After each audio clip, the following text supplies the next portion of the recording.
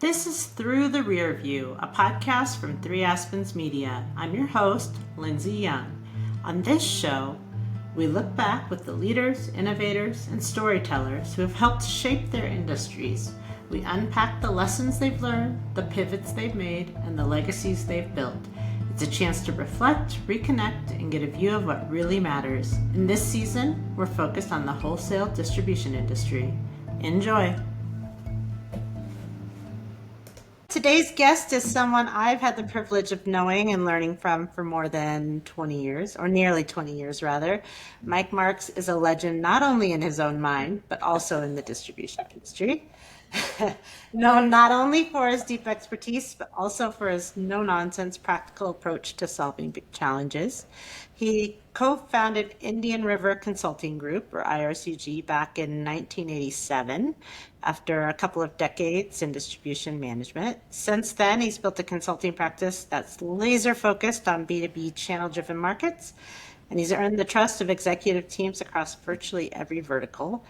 If you've been in this industry for a while, chances are you've read something that Mike has written, you've seen him speak at an event, or maybe even worked with him directly.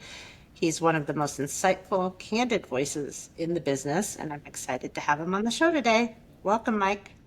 Thank you, Lindsay. Did my mother write that introduction? So I'm going to make your head bigger before we begin. Well, I'm not wearing a hat, so we'll be okay. Okay, great. So let's kick this off where you started because, while a lot of people in the distribution industry associate you very strongly with this specific market, this isn't where you started. So can you give us kind of an introduction, kind of The where early you story. got started? Yeah. Well, when I was doing my undergraduate work at San Fernando Valley State College, which is now Cal State Northridge, I had a job working for Litton Data Systems as a timekeeper. I go around and make sure the engineers are filling out their time cards.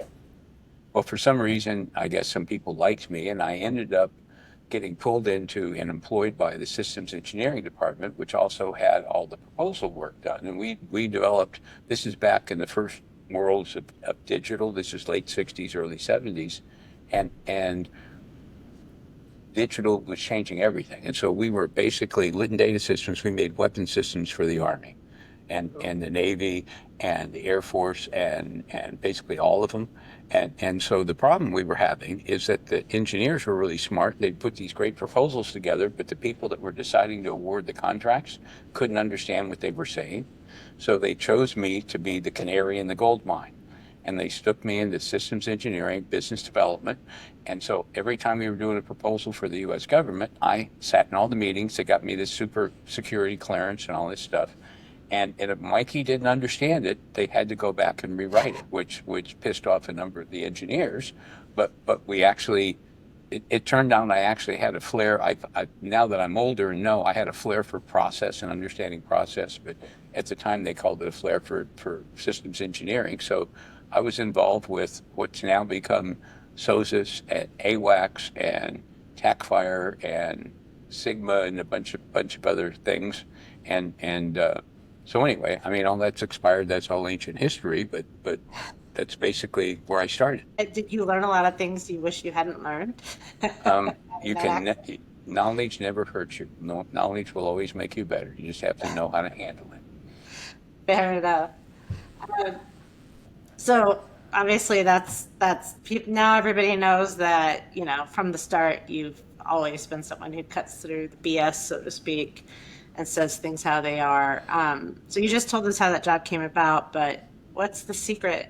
Is this just something that you were born with, or do you have any tips you can provide on making that kind of complexity clear, cutting through that corporate jargonese or the technical for the Well, regular? it's really all just about being a genuine person and showing up as a human.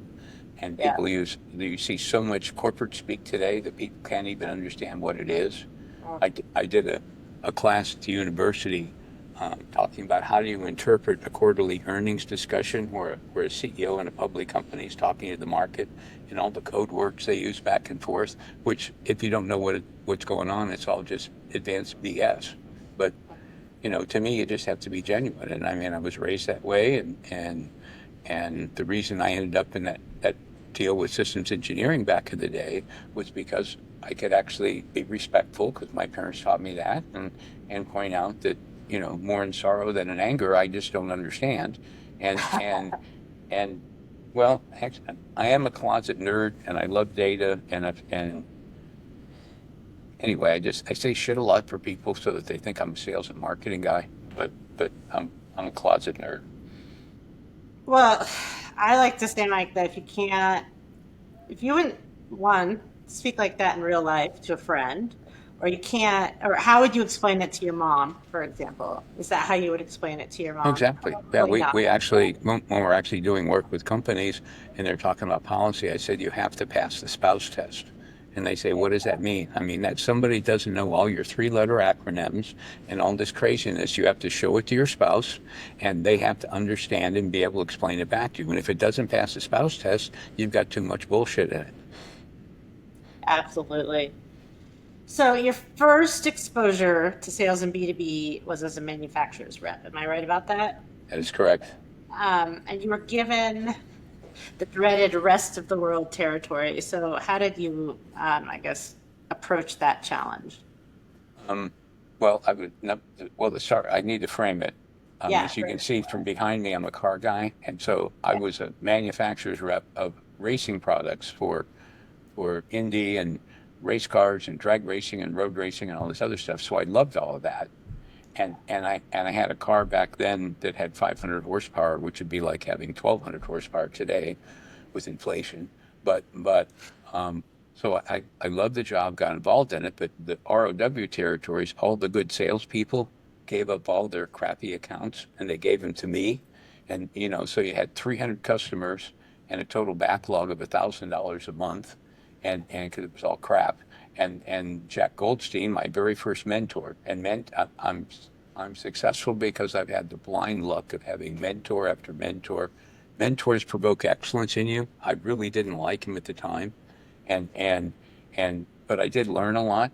And so Jack said, Mike, this is a great territory, and you're lucky there's new market research out. And I said, what's that, Jack? And he go, a new yellow pages. Here it is. And I go, Oh, Jack, is there any training for this? Now you got to remember, this is back in the 70s. And he said, no, Mike, it's before the world's politically correct. He said, Mike, this is field sales. You either got it or you don't. Be a man. And that was it. That was my onboarding process. So, so anyway, I just went out and tried to sell, and I'd never sold anything before in my life. And I fortunately I'd started off with very high self-esteem, or as you say, a legend in my own mind. And so I just charged out and ran into a number of walls. but you figured it out. It did figure it out, and I did the old school. You got to remember this, because I doing all this on my own nickel. I went to Dale Carnegie, right? Figured that, that's the only training thing I could find back in the 70s. I kept calling on customers until their will to resist melted down and they gave up. And I actually had a customer say, if I gave you an order, would you go away? And I said, how big? And that kind of summarized my entire career as a manufacturer's rep. So, what's one lesson then about selling industrial products that still holds true today? No matter, I mean, you're not using the yellow pages anymore, right? Yeah. So, what's one lesson that still holds true no matter, how things have changed? B2B is very different than B2C. And the main difference is the consequences of system failure.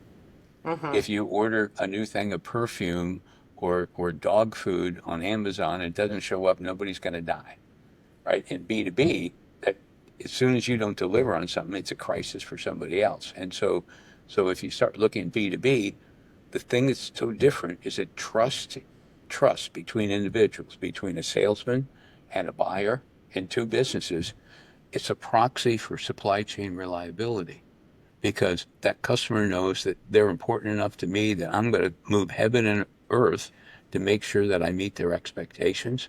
And getting that trust as an individual, now you can lose it with one lie, but you have to earn that trust the hard way. And once they see that is the proxy for the supply chain reliability. And before, I mean, fundamentally, field sales is, there are only three things that are uniquely American. It's field sales, jazz, and baseball. Everything else we stole from somebody else. And when you really think about it, the salespeople go out on their own trying to do something, but they have to earn that. Once they earn that trust, a customer will call you up and go, "What's the story? What do I need to do?" And they'll listen to what you say because you've earned it. And that, frankly, I think it's even more important today because there's just so much crap out there and digital noise and craziness, and it just when you find somebody you can count on, those relationships matter a lot. And one of the challenges with young people, where they're doing everything virtually and working from home and the rest of it, they rarely get it. It's much. I don't say rarely. It's wrong word.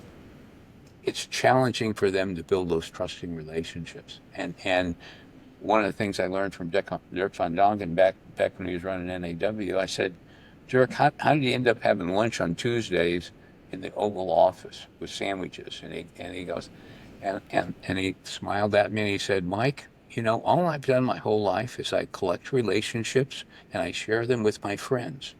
And that kind of burned, I never burned a relationship. My very first, when I was a corporate officer at Ducommun, right, and I was doing corporate training, and I had every customer that was $100,000 a year or more that went to zero because I was really good at suck-up behavior.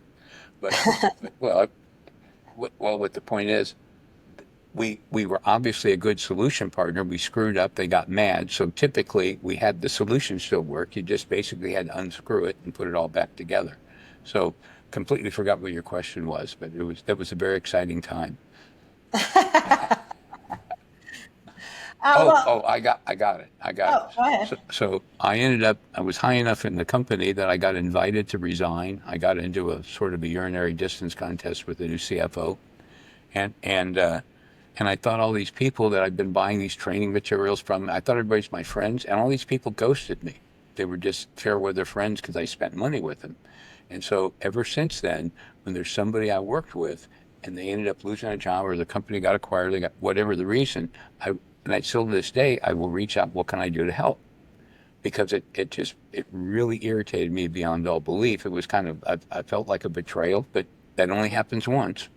But and what's really interesting goes back to what Dirk said about, acquiring relationships and sharing them with my friends, because we had a couple $1 million clients that showed up 2 years later. A guy called up, "You're the only one that talked to me. You're the only one that told me the truth." Even when the customer had one person call up and said, "I know we didn't hire you. We hired somebody that told us what we wanted to hear, but you were right." And there's a lot of good karma in that.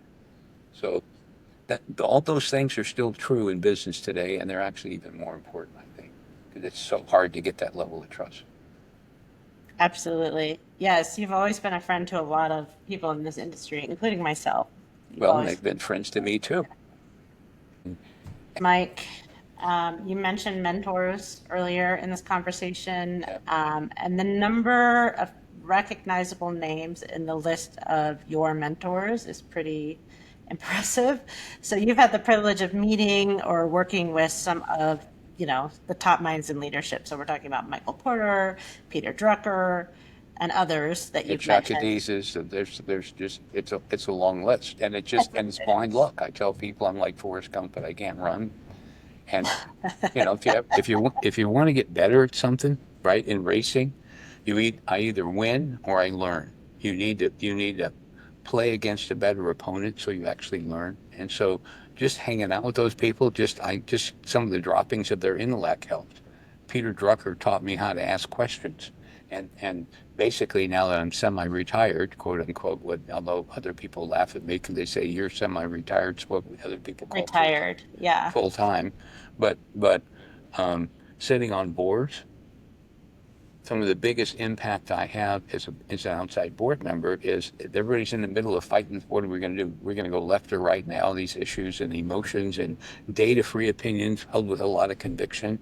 And then you just sit there and let it go for a while. And then you ask a question and the whole room goes quiet and nobody's ever thought about it. And they're all kind of like an intellectual vapor lock. And then the conversation changes. So there was actually a class in graduate school when I went to Claremont, and Peter Drucker was my faculty advisor, and he didn't do that. And um, he also gave us intellectual property rights to his material to teach it in China. And so we had an office in Beijing for just almost 9 years.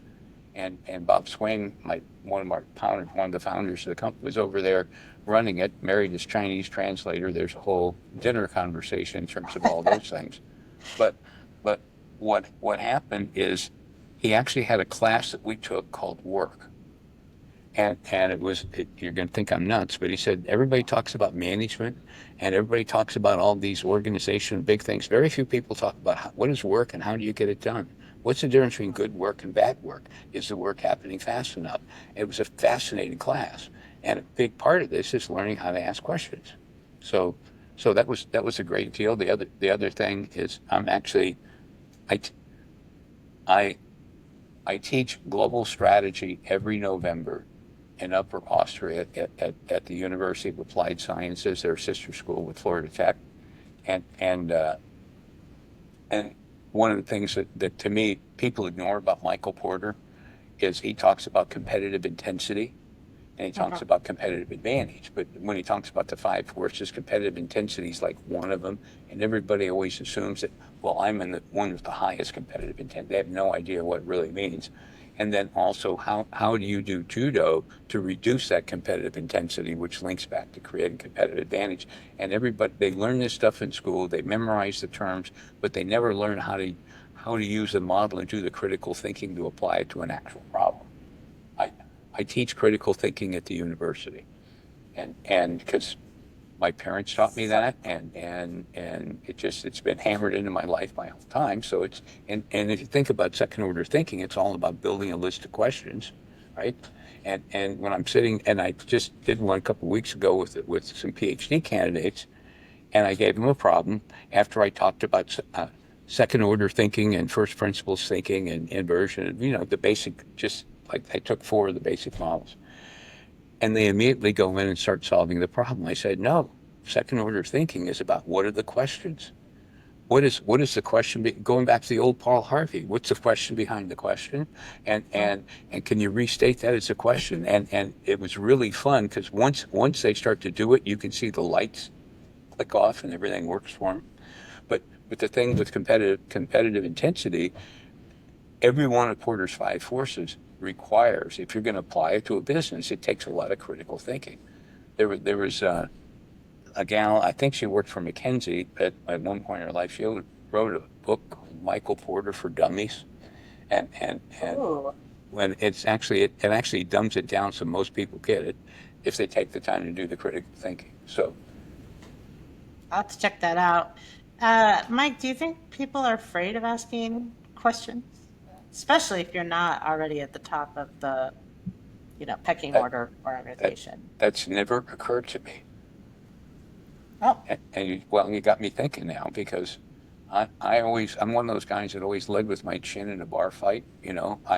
I was hanging out with some retired Navy SEALs, and none of us were in any condition to operate a motor vehicle, and we're just talking about lives and where people peaked, and did you peak in Vietnam or did you peak at the king and queen of the prom or whatever, and then Norm Carley said, Mike, you peaked in third grade. And I go, well, what are you talking about? And he goes, you like to figure things out and share them with your friends. That's the perfect background to be a consultant. We'd like to do bad things and not get caught, and it seared into my brain. But in terms of asking questions, I invariably start with questions. Just I always have, and I've never been afraid. Although and I've never insulted anybody, but I've described them accurately, and sometimes people call that being rude or inappropriate, but but I just ask questions. So the idea that somebody would be afraid, if young people are afraid to ask questions, they're never going to get anywhere because there's so yeah. much misinformation and BS in the official policy.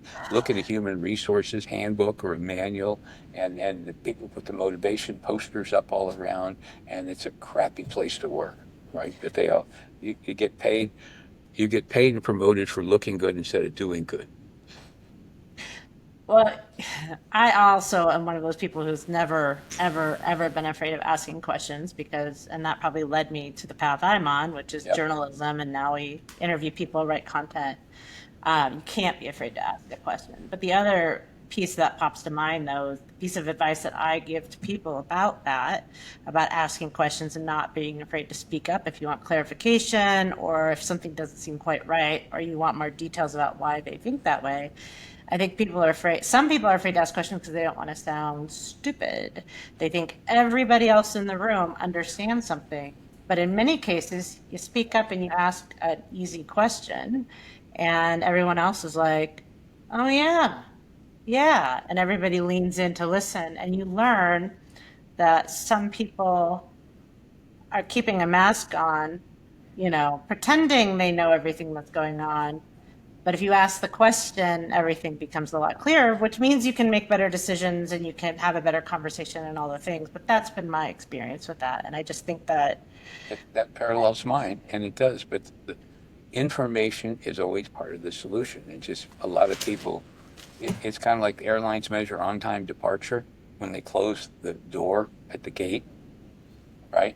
And so there's me, and along with probably 100,000 other people have spent the night in Atlanta, right? If you're in Florida, if you die, you can't go to heaven. You got to go through Atlanta first on Delta. But I'm standing at the window looking out. They're loading the luggage for 10 minutes, but they won't open it because it lowers their customer service rating. And I'm just come out to make 5 million miles this year on Delta. They don't care. But people grab data that's easy to measure and it's not important, but they hang on to it, and then they really screw up what it is they were trying to do in the first place. That I love data.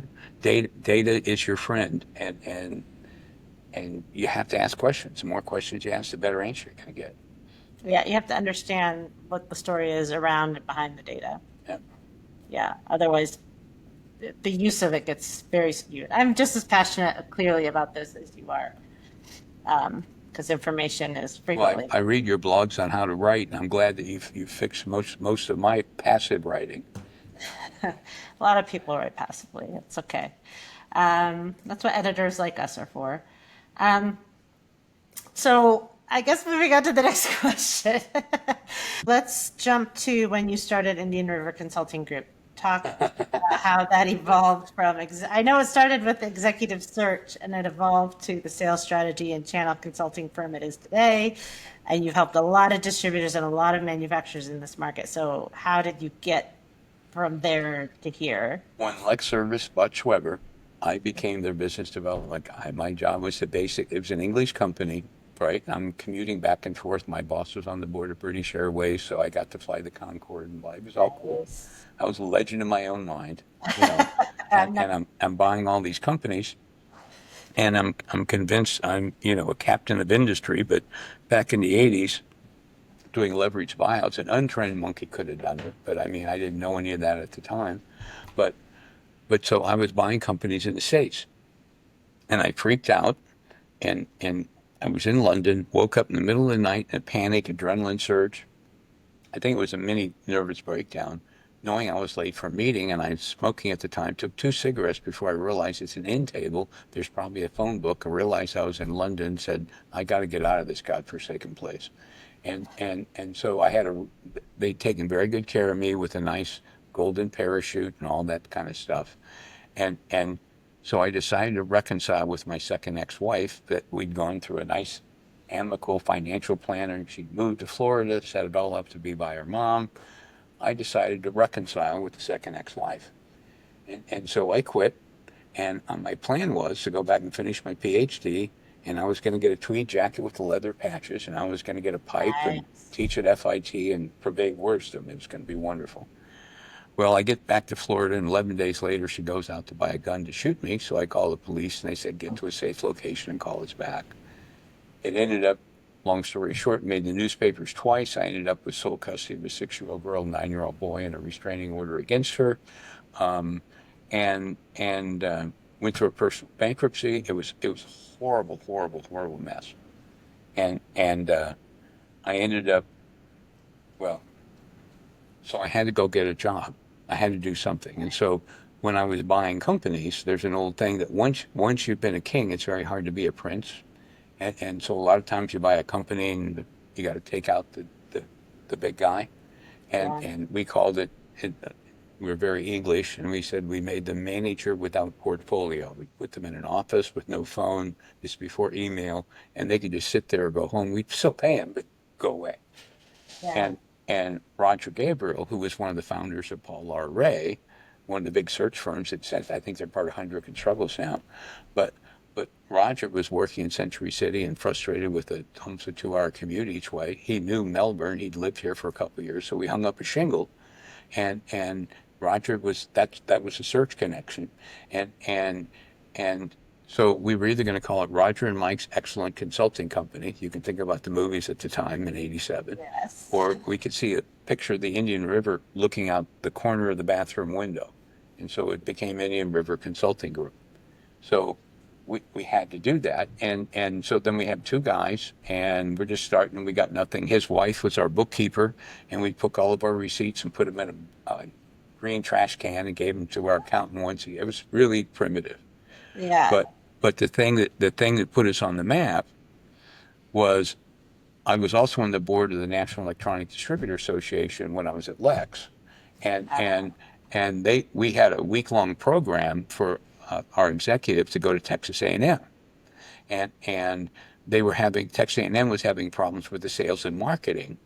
But they had speakers, they were too academic, didn't get the distributor thing right, and so Nita said, "Well, why don't you get Mike?" And so I went down there, and basically I knew how to do that part. Being a nerd, I already had a bunch of models and stuff.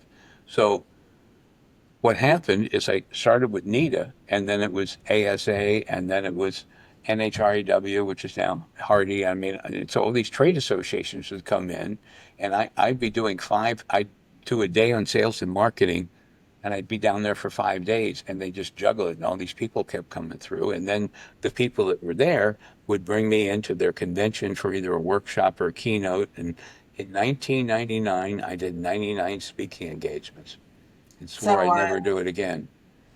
But yeah. because of that, all of a sudden everybody knows something about Indian River.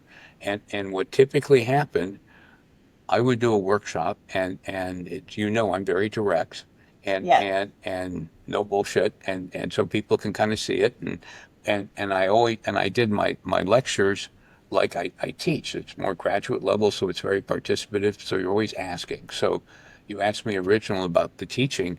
The best way to learn something is to have to teach it.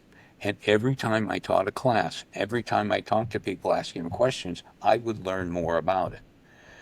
And the group that put that original program together, UID, was with the AEA, Association Executive Alliance, or Alliance. Yeah. yeah, Yeah. and it was like a dozen trade associations, and they said we need to do something just for distributors. So we had it was probably 3/4 practitioner and 1/4 academics, but they were sharp academics, and we had basically the whole Texas A&M Mafia and Don Rice and Mike Workman and Stephen Pierce and Bill.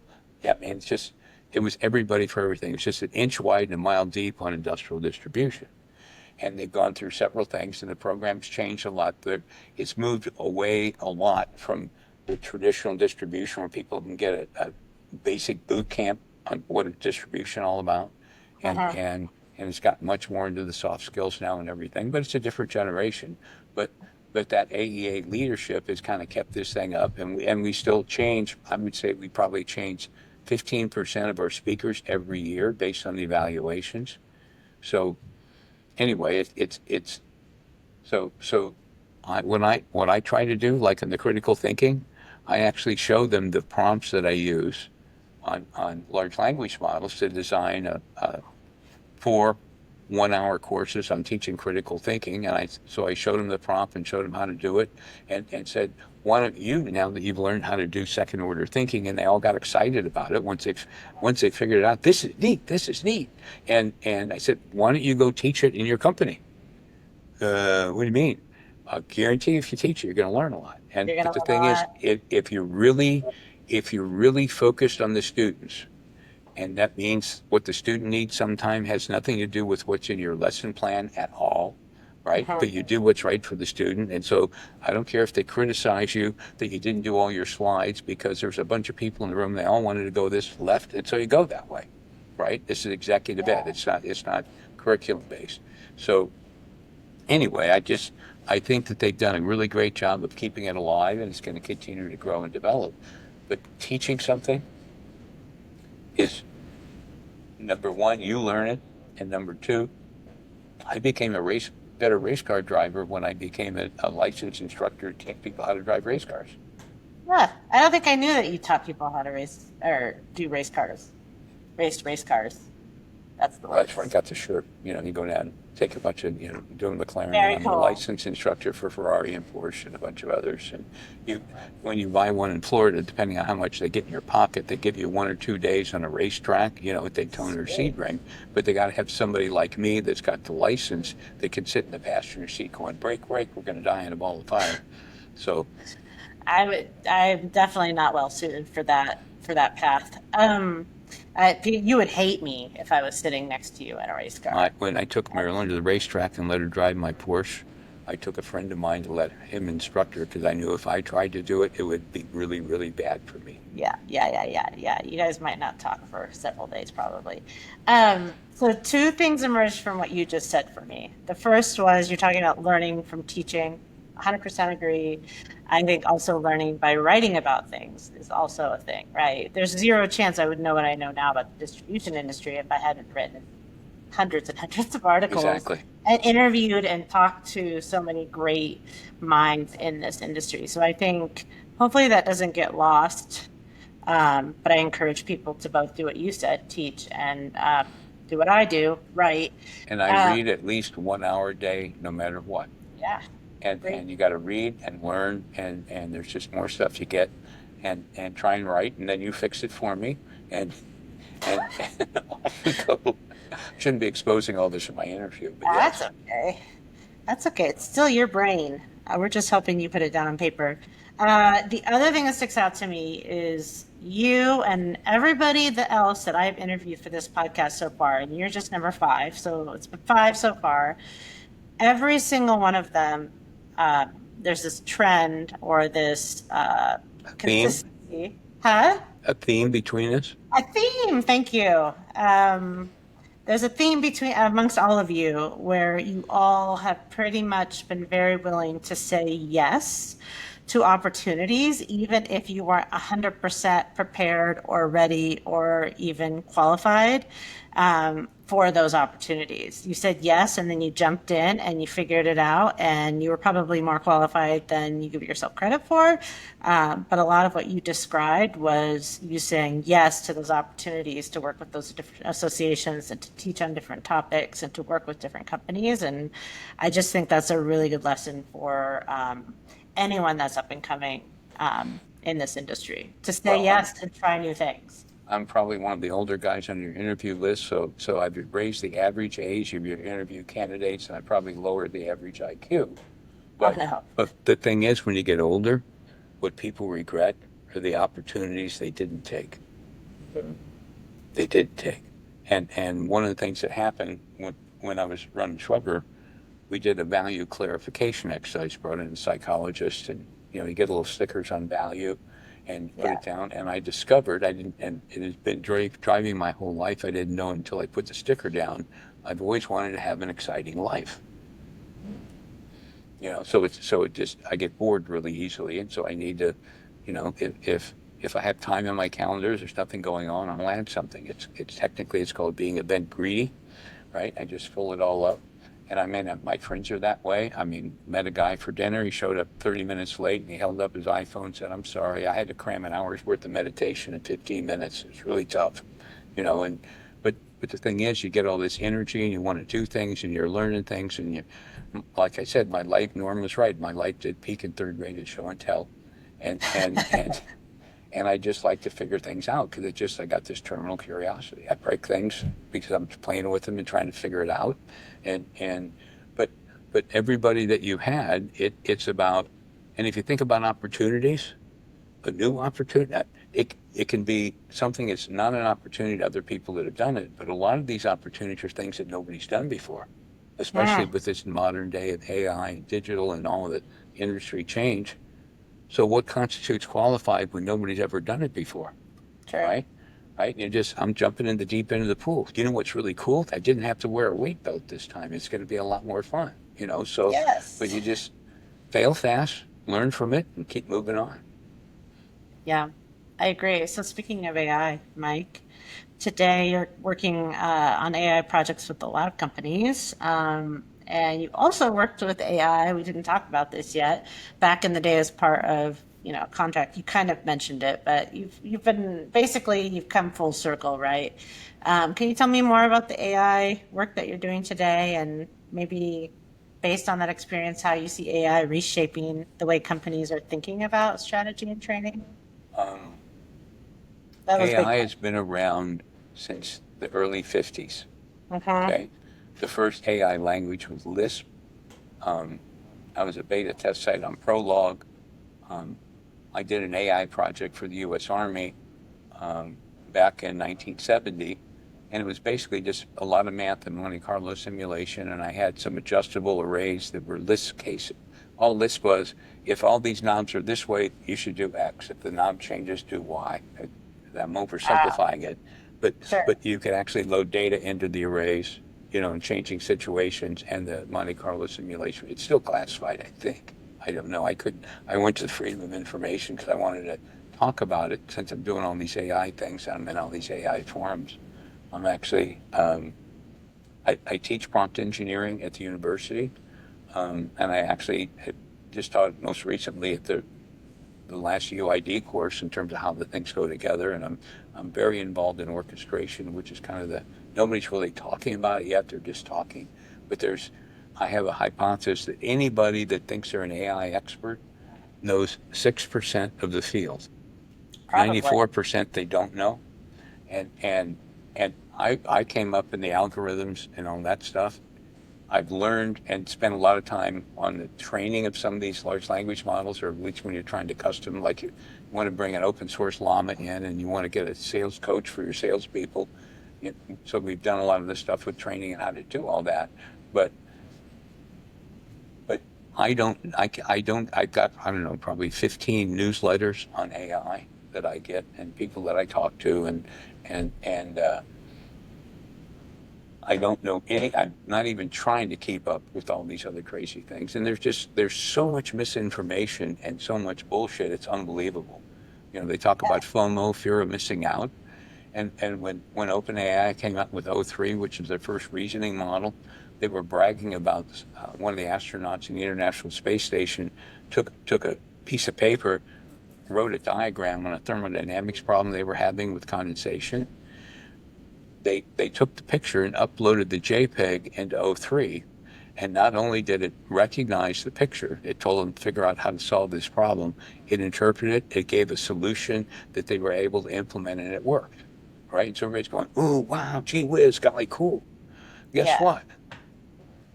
O3 can't win at tic tac toe even when it starts. And there's a thing called the jagged edge of intellect in all of AI. And when you think about it, in isolated cases, they can all do brilliant things, but they can also absolutely incapable of doing a lot of other things. They cannot come up with a world view to predict orbital mechanics of anything. They can come up with it, but it's totally full. Don't get me going. I could fill the rest of your interview with Very it. passionate But about there's it. so much misinformation, and there's so Yeah. many huge use cases out, and there's some really bright people out doing some things on them. But it's just what I've come to now is that from the time a distributor stops thinking about it and they actually say, "Damn it, we're going to go do something," until they actually have something that's in production. They've got a use case that's on the ground and it's not new. Everybody's just using it and going, "Hey, this is cool." It's about 12 months.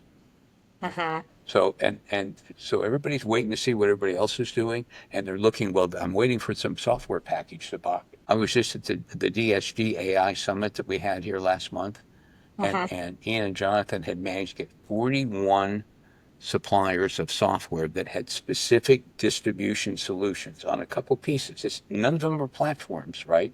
You got the Uh-huh. ERP guys, they're all working on it, and everybody's kind of going their own way. Some of them have some real model challenges, but that's a different discussion.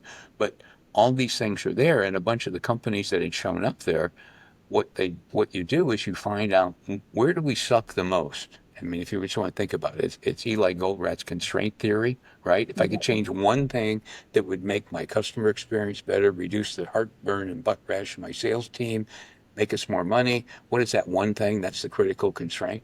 And when you look at the research, and McKinsey's doing some really neat stuff here, and 75% of their view of what distribution is going to get out of AI is all around customer experience and process flow internal to the company. 75% of it. And the thing is, once somebody gets over that first hump with that 12 months, the next one can happen in a couple weeks or a couple months, and the thing gets faster. So there's going to be a catch-up problem because MDM just published a survey about distributors, what they're doing with AI on three-year study they've been doing, and it basically just came out this morning.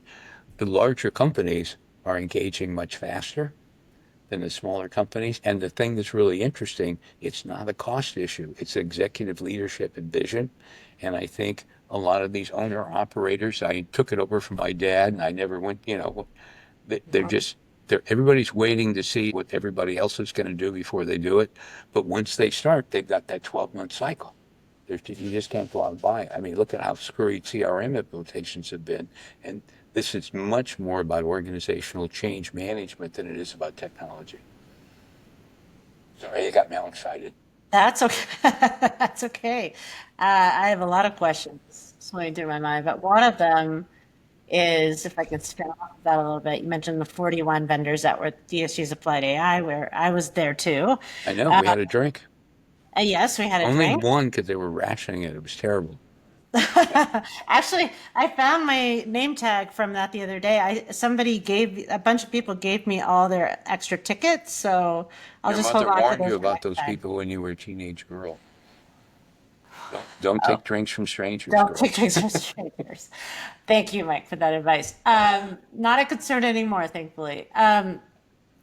Is when you're a distributor and okay, this is just my opinion, and this is me Shoot. going off, but and just as a whatever, like we work with some software companies that have, so we're writing a lot about AI and AI power and all of that.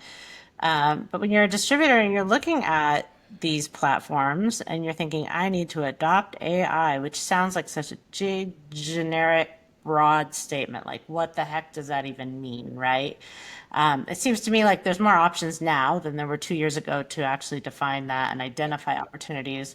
But everyone claims to be AI powered and AI driven and AI platforms. So how does one actually sift through all of that noise, knowing that we're 2 or 3 years into this kind of AI craze now, to actually get down to, I guess, nuts and bolts and do something about it, and filter the noise from the real.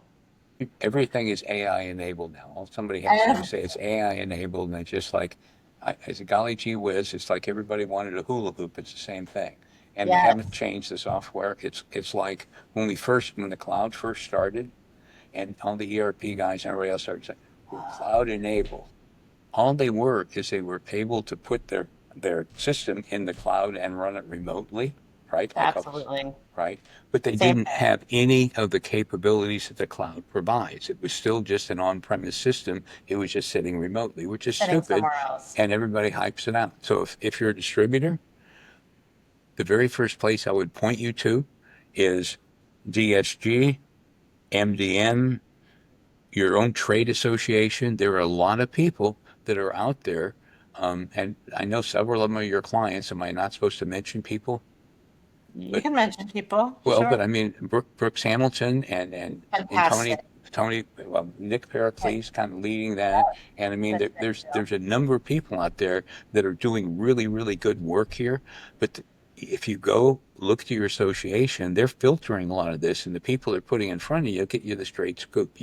The only way you're going to deal with this is to have your own bullshit filter. And it's like anything else. Everybody wants to make it. It's all artsy fartsy, super intergalactic. Leaves tall buildings in a single bound.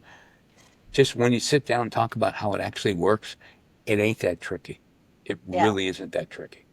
yeah. So, but they need to get it. But the thing is, the problem, when I talk to Nick and Brooks, one of the things they're doing, they're taking people on these AI journeys where they get a bunch of their managers together, which I think are wonderful. But part of the problem is that they can't, they can explain the whole AI thing and all the hooks and how you put it in. But a lot of times the managers come in and they don't even have enough background to recognize that they have a process problem or they have a structure problem. And so they come in and they need, you would think it'd be just really fundamental stuff that everybody know, but they don't. And they, the key thing, I think a lot of these guys are starting to, I know Nick's talking about it, is actually having somebody go through some kind of an audit process and come up with a couple of use cases. And then Mhm. what they'll do is they'll take you on the journey and hold your hand and say, look, let's apply it specifically to this, right? I mean, Absolutely. we went through, we used to do digital roadmaps for people about what you needed to do. And the first thing you find out, are you ahead or behind your customers? If you're behind your customers, you fix that first. And if you're not behind your customers, you start applying it inside to take friction and everything else out. Mhm. And so, when you take think order entry, we did this for building material distributor, and they had basically think about inside sales or order entry or whatever you want to call them. That the orders would all typically it's all fax and email. And then it's the rip it off the fax. It's called rip and re-enter, and they type it in. And the only error you'll never catch until it's delivered is an error in order entry because everybody else does exactly what they entered, right? And so all this manual labor, they were they reduced those positions by 40% as soon as they put basic order management and digital order management. There's several companies that were there, and frankly, I was a little challenged by them because they talked about how great and brilliant they were. That they could do automatic order entry, and it could, we can take it from somebody dictating it in a voicemail or a fax or do anything else. And the only thing they don't have are smoke signals yet. But they talk about this is great. We're going to be wonderful. It's a commodity. There's so many people that can do it well now. Why are Mhm. you doing it this way? Because you've always done it. Well, I don't know how to change. I'm duct taped to the wall. That's the challenge they have. It's easy Yeah. to change. You put the solution in, you figure out how you do it, you manage the transition with a little reserve just to make sure you don't put one foot on top of the other. So when you discharge a weapon, you get both feet with one round. But I mean, it's just work. I mean, and they get paralyzed about creating change, right? I mean, I got a salesperson, I don't like them, and they've been there for 35 years, and we want to get rid of old Herbie, and so they don't want to do any performance stuff, but they'll go out and buy Herbie a carton of Camels every week and hope for the best. I mean, you need to be a little more decisive. So, but that's the lifestyle owner operator issue. So, Yes, sorry. and we could probably talk for an hour on that topic. Yes, we could. Yes, we could. Okay, totally shifting gears just a little bit because I just think this is a really cool thing that you're doing right now. You're getting, it's not that you are mentoring Gen Z, you're getting mentored by Gen Z. So you flip the script, right? You have invited students locally from the local college to work with you so you can learn from them. So, any surprises or lessons that you've taken away from quite, that so far? quite a few. Okay. I'm in the board of Florida Tech Mhm. and the board of advisors in the College of Business. I'm also in charge of the curriculum committee. We're trying to different discussion. Um, and so what happens every school year? Our graduate faculty gives me their three best MBA students. They come to my house once a month. I give them each $100 bill because graduate students never have any money. The very first meeting, they're always very nice to me because I'm old and I have very little hair left, and they're nice. They're nice to grandfather. Basically, is what it is. And I say if we're going to do this, we're not going to continue Yeah. because I give advice to companies, right? And everybody talks about, they have these stereotypes of these snowflakes. And I don't want to do anything, and everybody wants to be president in 2 years, and nobody wants to work, and blah blah. It goes on and on and on. And so I say, I want to know what you guys look for. I want to know when you hear about your peers, what you like, don't like, and what's going to make you leave a job. If you go to work for a job, what do you expect? What do you think they're going to treat you like? What's going to make you leave? And then once we get this going, actually, this goes back. 3 years. This is the very first year I did it. Um, it was on YouTube, and they played a song on, open up the phone, hit the button, right? They're all digital natives, and they played this song on YouTube celebrating the death of the last baby boomer.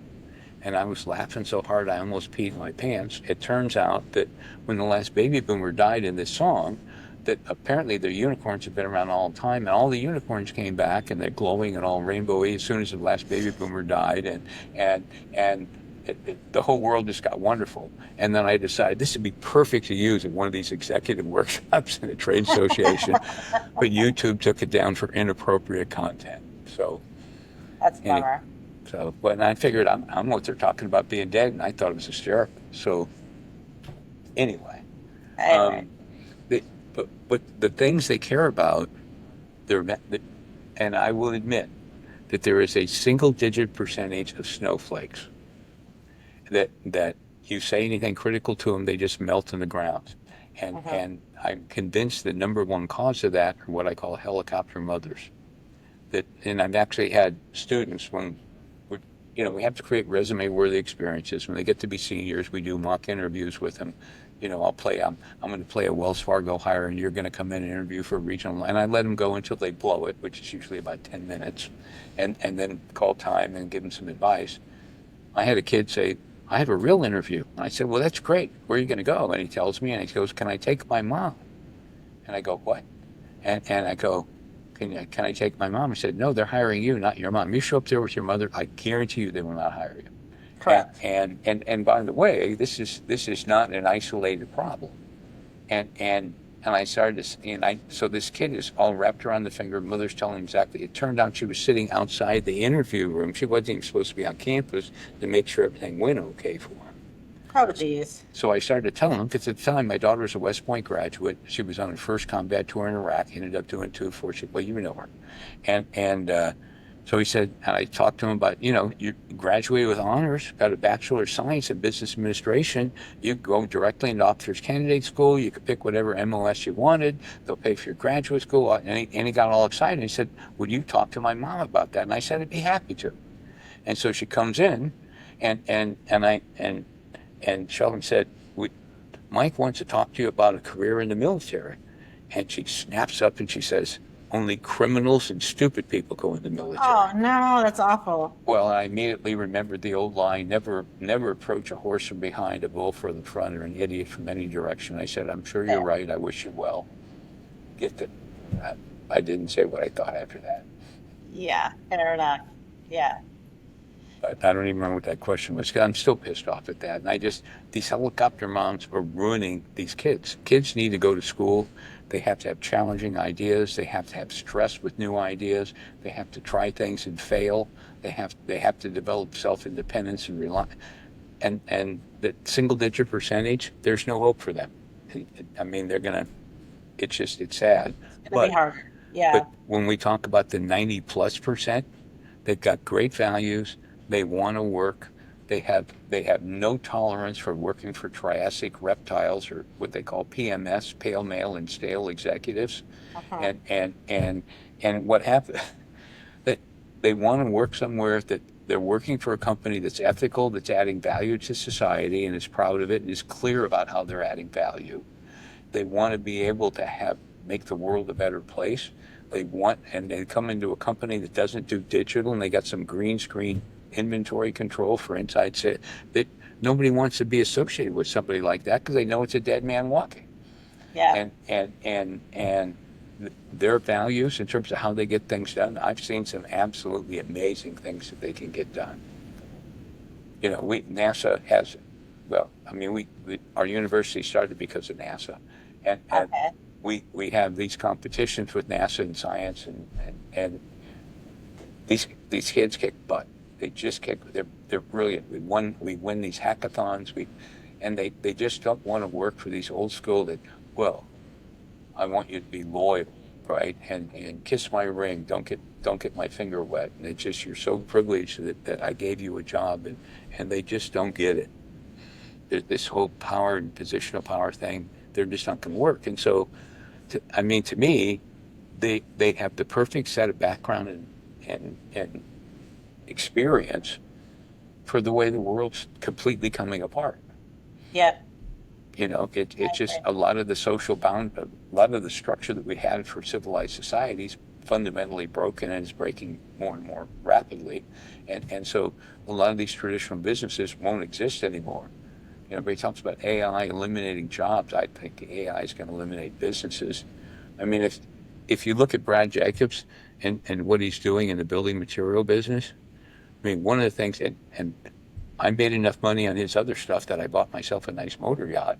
But I mean, he's also a no bullshit guy. But his whole point is that we have gotten so used to having shitty service. I mean, this is Mike's translation. He's much more professional.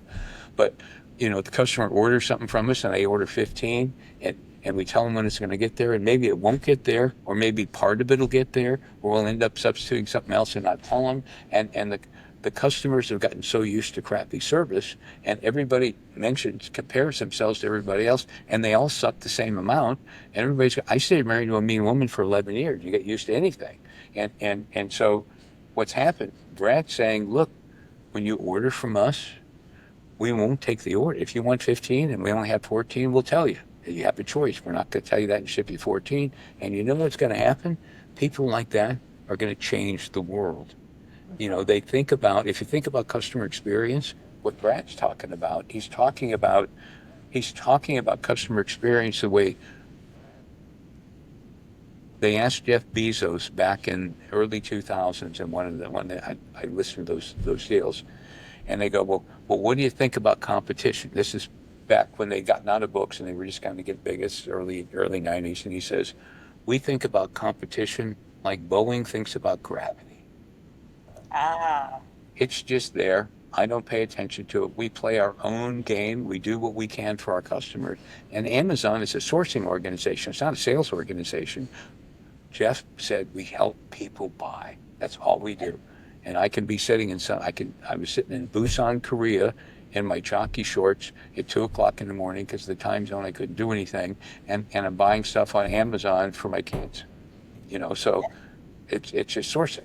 So when you start thinking about that and you go back to just what Brad Jacobs is doing, he's going to dramatically change. And it's not just bigger. Everybody thinks bigger in scale, right?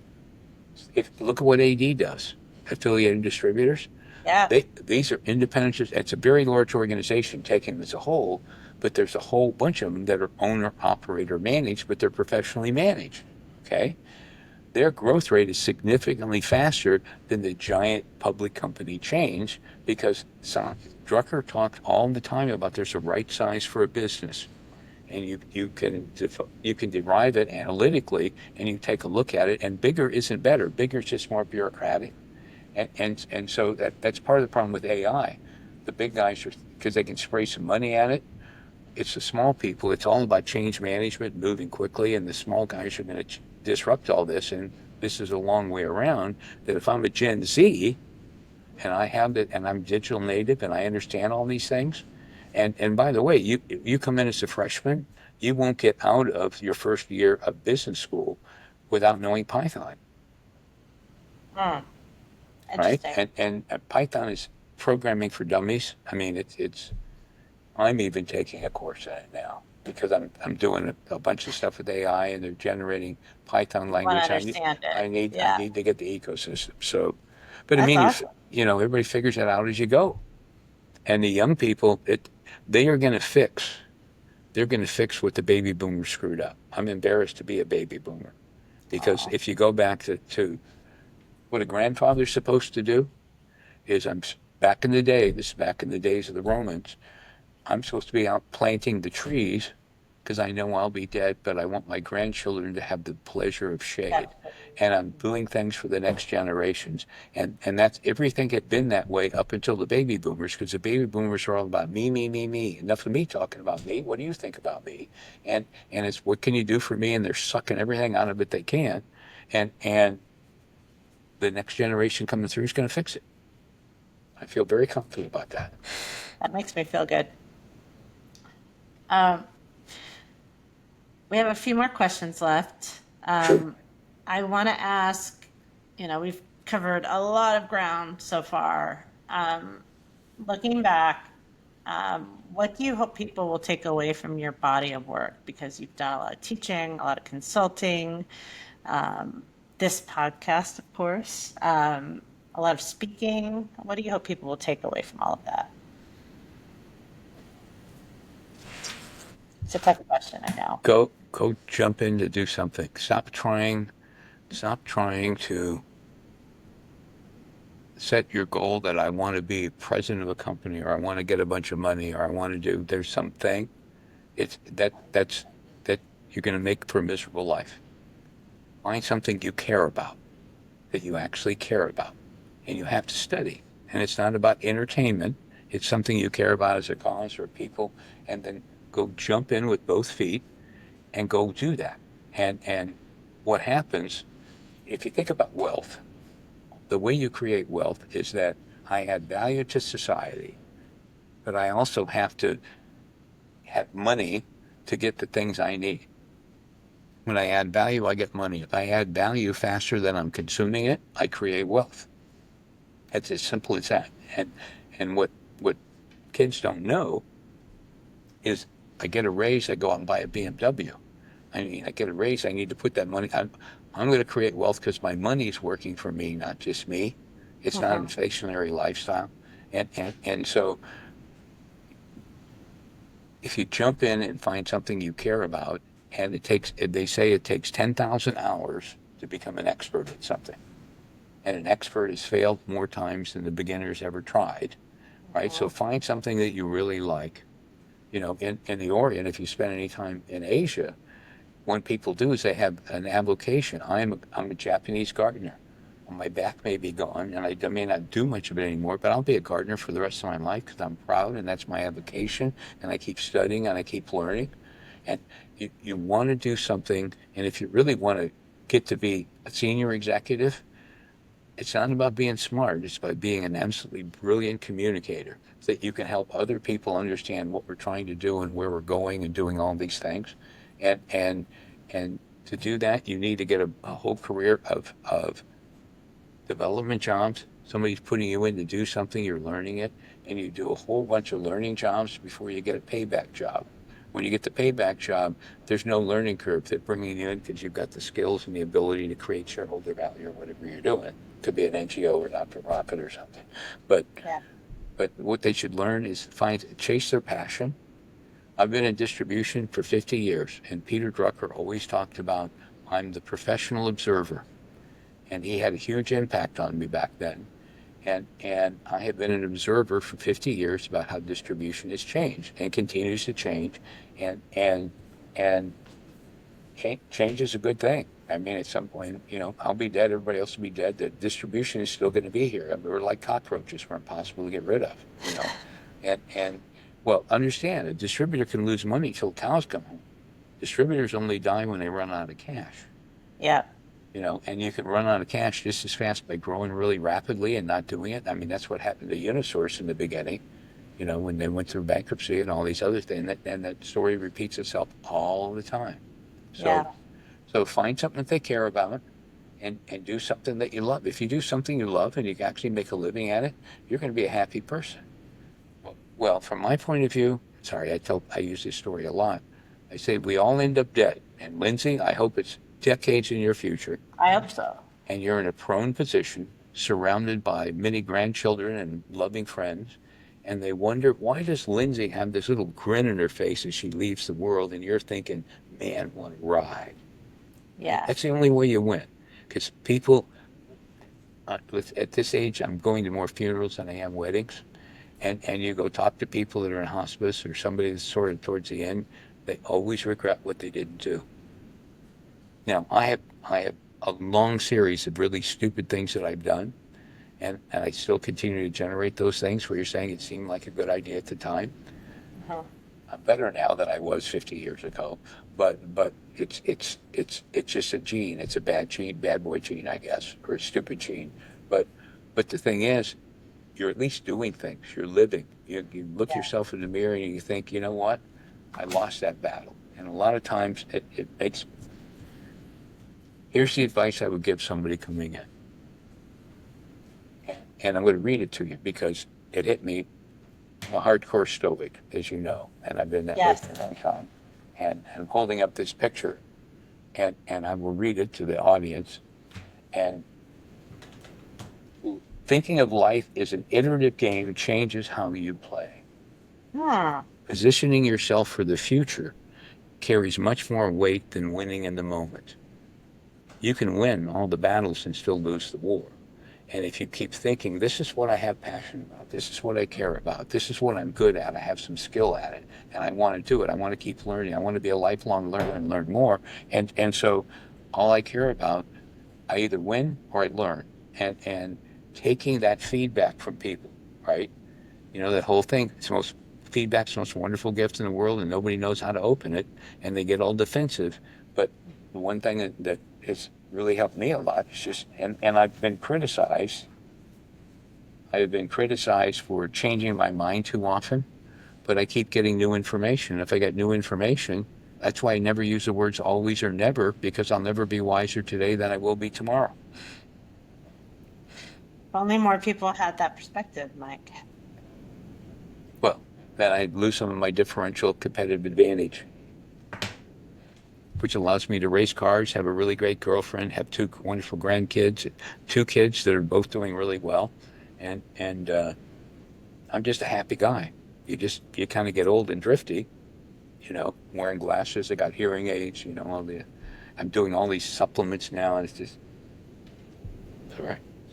Betty Davis said, "Getting old ain't for sissies." No. But I Uh, still have a national competition license and can compete effectively. that's awesome. Yeah, I don't see you slowing down too much yet, Mike. So you might be traveling less, but you're still keeping busy. You're still doing things. So, Are we through the okay, questions? Are there more questions, there Lindsay? are more questions. Of Sorry. course, there's more questions. Well, there's two more because I think you've Okay. answered the first one of the ending questions already, the advice. The next two are ones that we're asking of everyone. So I'm posing them to you too. And I know we've probably covered this too, but I just want to kind of bring it up to the surface. One thing about the old school way of doing business you think still holds value today with. So when you think about old school and new school, are you an excellent communicator? Can you get things done? Do you have the right kind of values that people want to be with you and be associated with you? That includes the integrity and all the rest of it that goes along with it. And that whole thing, can you engender and create trust in relationships where people say, when I'm in trouble, I'm going to call you because I trust you and I know you'll tell me the straight answer even if I don't like it. Mhm. That is, as long as we're humans. Now, people get lost in this AI thing because we're very close. It depends who you talk to. But we've created a new kind of intelligence. And everybody's calling it AI because they don't know what to do with it. But if you start thinking about it, we're, we have organic neural networks and we've just created digital neural networks. And so we're really prejudiced for different people of different races, and we had slaves and everything else, and we're looking at AI the exact same way. And they're just another form of intelligence. How many different forms of intelligent life are there? And what is the definition of life? And people aren't dealing with any of this yet. So to me, I think there's a lot of upside to just be curious and keep learning. And old school and new, if you if you read and look every day, what can I learn today? When I go to bed at night, I think about what did I learn today that I didn't know yesterday. I thank God for the day. I'm looking up at the sky, whatever's up there, and I'd sure like another one if I get one. But what did I learn today that I didn't know yesterday? And I just don't feel good if I don't have an answer. And over 76 years, that adds up. Uh, Knowledge based on your experience and what do you think this is the last question, Mike. You're teasing me, Lindsay. Go for This it. is the last question, I swear. But based on your knowledge and experience, what do you think should excite the next generation of leaders? I think their opportunity is phenomenal because I think the fear that everybody, all this FOMO stuff everybody's talking about, and you talk about the breakdown, we've gone from global trade and we're going back to spheres of influence, which is another whole discussion. We've now power, people are leveraging power against those people that don't have power. right? You start to take a look at all this stuff. The acceleration, the breakdown's going to accelerate, right? And and by the way, you're not going to have three spheres of influence. It's just like, if you talk about organizational behavior, the duopolies are stable, but a menage a trois is not. And so if you look at Putin, you look at Xi Jinping, and you look at Trump, there's two will always align against one. I mean, it's happened since the beginning of time. So we're going to see all this change, which is going to disrupt all the old people like me, right? And the millennials and but the thing is, a new generation coming through, every crisis creates more opportunity. And people are going to come up with new solutions so that we don't have to stock all this inventory. There have been isolated things that most of them never get to see the light of day. But if you go back and look at Motorola, semiconductor, and then you look at Selectron, which is one of the largest global manufacturers, contract manufacturers in the world, they make electronics for people. Well, one of the things that we did, and this is all, well, Motorola put the inventory on consignment at their distributor. Yeah. So Motorola still had title, right? But the distributor had it. It wasn't on their balance sheet. It was on Motorola's balance sheet. This is very important. Avnet sold to Selectron. They put the inventory at Selectron on consignment. All right. So now the cost, if you talk about the working capital in the channel, that somebody's got to pay the cost of the interest cost in the working capital, the cost is at Motorola's manufacturer cost, not with a markup and a markup. Right? So that lowers it. And Avnet, how did Avnet get paid? We knew because of the Semiconductor Industry Association, we knew what the average selling price of TTL Logic was to the three significant digits, right? And so anytime they could sell product and raise the ASP, the average selling price, they got a big commission. They got a little commission, basically a transaction fee almost, for sales at ASP, and it dropped to pretty much zero. It was below ASP.